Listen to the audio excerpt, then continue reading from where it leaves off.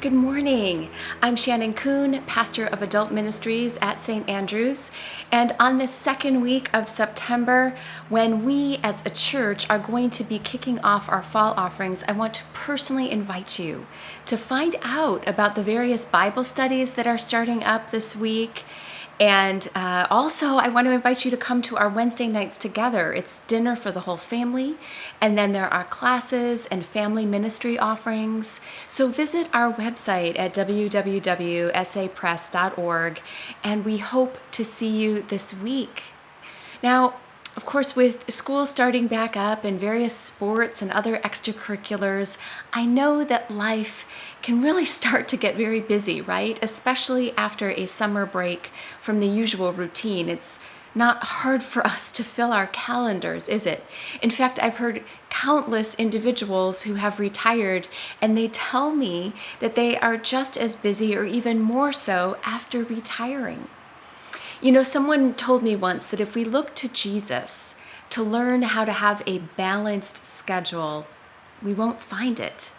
I mean, think about how many times Jesus was interrupted and how busy he was, right? Many times throngs of people showed up looking for something from him.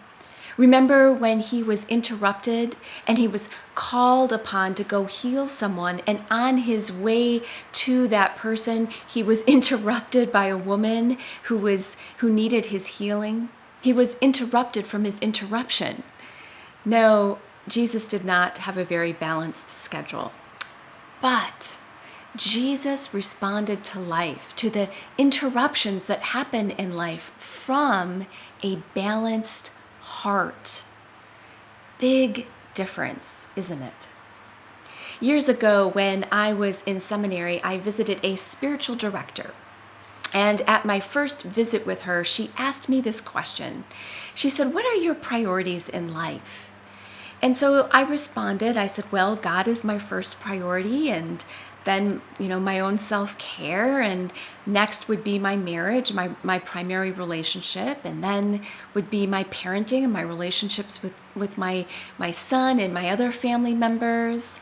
And then probably right after that, pretty equal would be my school, because I was in school at the time, my work and service work.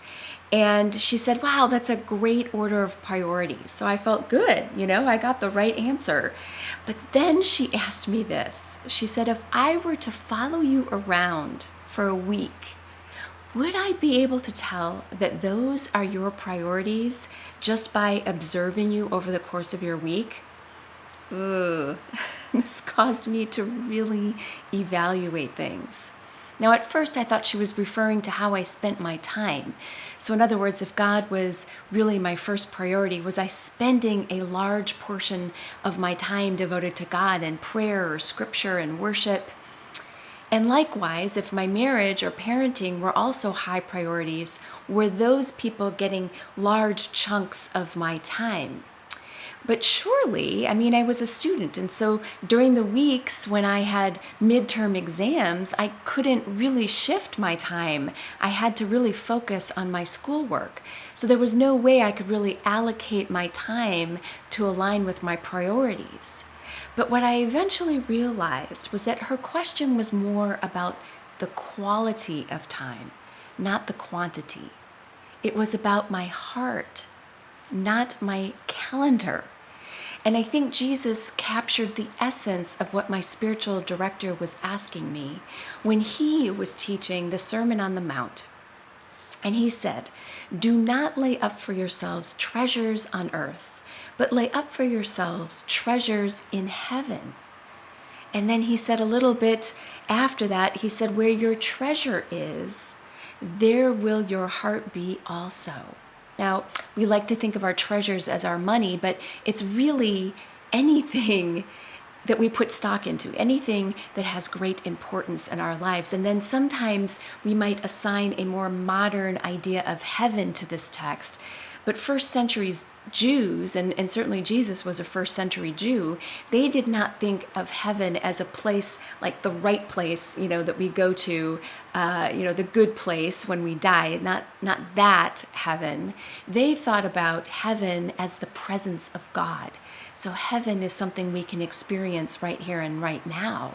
So Jesus in this scripture is inviting us.